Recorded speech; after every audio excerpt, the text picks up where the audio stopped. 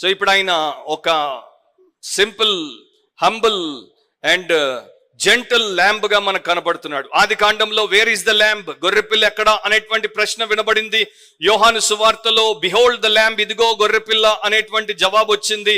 And ఇప్పుడు ప్రకటన 5లో worthy is the lamb, ఇదిగో యోగ్యుడు ఈ గొర్రెపిల్ల అనేటువంటి స్తుతి ఆరాధన గీతం మనకు వినబడుతుంది.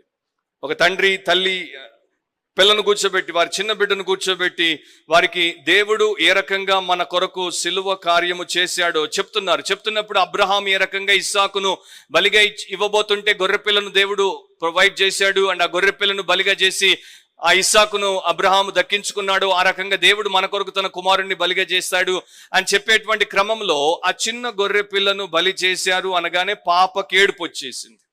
అండ్ వెంటనే తల్లిదండ్రుల వైపు అయిష్టంగా చూస్తూ చెప్పింది, I don't like killing the lambs, గొర్రె పిల్లలను చంపడం నాకు ఇష్టం లేదు.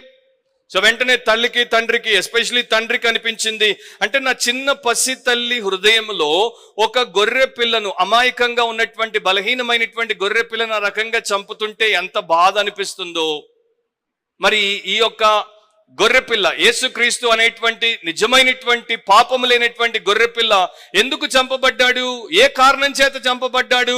నీ పాపాన్ని బట్టి, నా పాపాన్ని బట్టి, మనలో ఉన్నటువంటి దుష్కార్యములను బట్టి, మన పొగరుబోత్తనాన్ని బట్టి, మన తిరుగుబాటుతనాన్ని బట్టి, మన అవిధేయతను బట్టి, మన స్వార్థాన్ని బట్టి ఆ పరమ గొర్రెపిల్ల, పరిశుద్ధమైన గొర్రెపిల్ల అత్యంత కిరాతకంగా చంపబడ్డాడు అన్నప్పుడు మరి ఇంకా మనం ఎంత వేదన చెందాలి, ఎంతగా మనము బాధపడాలి. కానీ చాలా మంది దాన్ని విలువను గుర్తించలేదు గనుక అంత బాధపడరు.